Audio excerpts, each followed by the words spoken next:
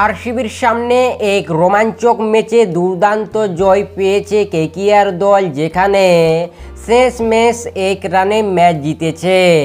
তবে এরপর কেকেআরের ম্যাচ রয়েছে পাঞ্জাব কিংসের সাথে এবং তাদের বিরুদ্ধে নতুন পরিকল্পনা গম্ভীরের বড় সিদ্ধান্ত নিয়ে দলে একসঙ্গে 3 প্লেয়ার পরিবর্তন করছে কেকেআর দল, যেখানে এটাই কিন্তু শোনা গিয়েছে যে এই পাঞ্জাব কিংসের সাথে যে ম্যাচটি রয়েছে কেকেআর দলের 26শে এপ্রিল, আর এই ম্যাচের জন্য কেকেআর মেন্টর গৌতম গম্ভীর বড় সিদ্ধান্ত নিয়ে দলে একসঙ্গে 3 প্লেয়ার পরিবর্তন করতে পারে।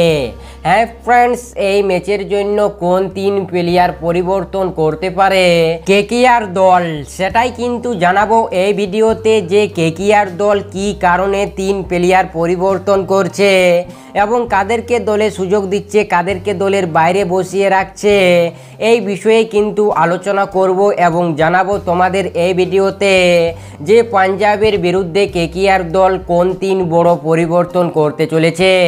তাই আপনাদের কাছে একটি মাত্র রিকোয়েস্ট করব যে ভিডিওটি সম্পূর্ণ দেখার অনুরোধ রইল এবং কেকেআর টিমকে মন থেকে ভালোবেসে থাকলে অবশ্যই ভিডিওতে একটি লাইক দিয়ে চ্যানেলটিকে সাবস্ক্রাইব করে পাশে থাকা বেল আইকনটিকে অবশ্যই বাজিয়ে রাখুন, কারণ এই চ্যানেলটিতে কেকেআরের ছোট থেকে বড় আপডেট সবার আগে পেয়ে থাকবেন।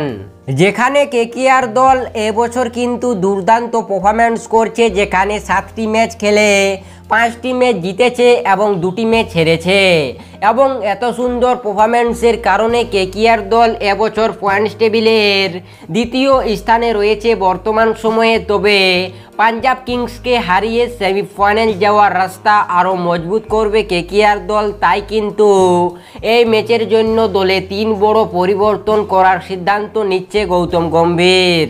তাহলে চলো দেখে নেওয়া যাক এই ম্যাচের জন্য কোন 3 বড় পরিবর্তন করতে পারে কেকেআর দল এই পাঞ্জাব কিংসকে হারানোর জন্য।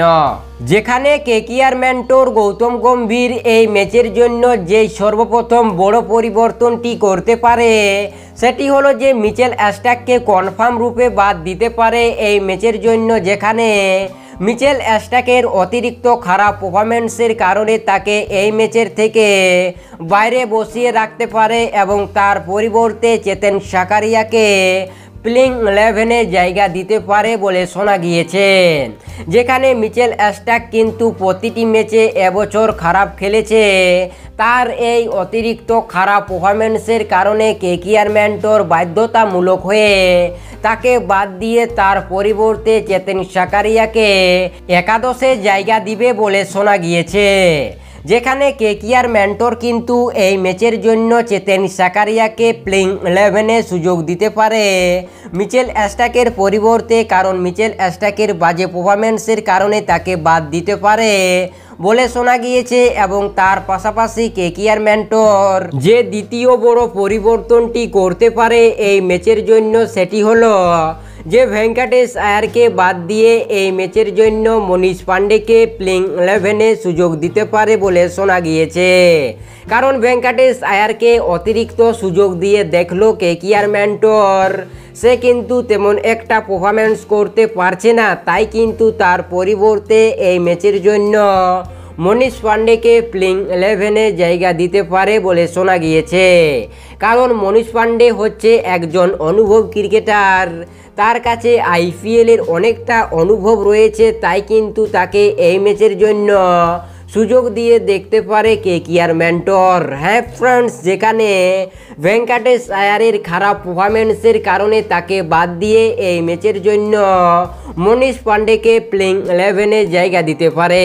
তার পাশাপাশি যে 3য় বড় পরিবর্তনটি করতে পারে এই ম্যাচের জন্য কেকেআর দল কিংবা গৌতম গম্ভীর সেটি হলো যে অঙ্ক্রিস রঘুবংশীকে বাদ দিয়ে তার পরিবর্তে শেরফোর্ড রাদারফোর্ডসকে প্লেইং 11-এ সুযোগ দিতে পারে।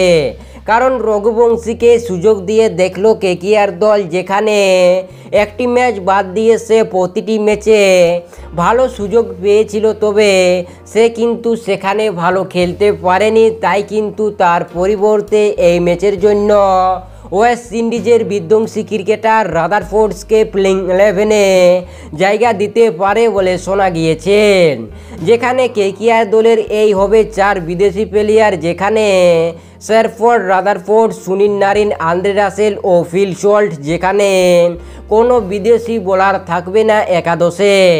যেখানে রঘুবংশীর পরিবর্তে এই রাদারফোর্ডকে কিন্তু প্লেইং 11-এ সুযোগ দিয়ে ব্যাটিং লাইন আপটিকে আরও দুর্দান্ত শক্তিশালী করে তুলবে গৌতম গম্ভীর এই ম্যাচের জন্য। তাই আপনাদের মতে এই 3 বড় পরিবর্তন করা উচিত কি উচিত নয় কেকেআর টিমের জন্য? অবশ্যই আপনাদের গুরুত্বপূর্ণ মতামত কমেন্ট সেকশনে লিখে আমাদের জানাতে ভুলবেন না। তাই এই ছিল 3 বড় পরিবর্তন যেগুলি করতে পারে কেকেআর দল। তাই এই বিষয়ে আপনাদের কি মতামত? তাই এই ছিল আজকের এই ভিডিওটি যদি আপনাদের ভালো লেগে থাকে তাহলে অবশ্যই ভিডিওতে একটি লাইক দিয়ে আমাদের পাশে থাকবেন। তাই আপনাদের সম্পূর্ণ ভিডিওটি দেখার জন্য অসংখ্য ধন্যবাদ।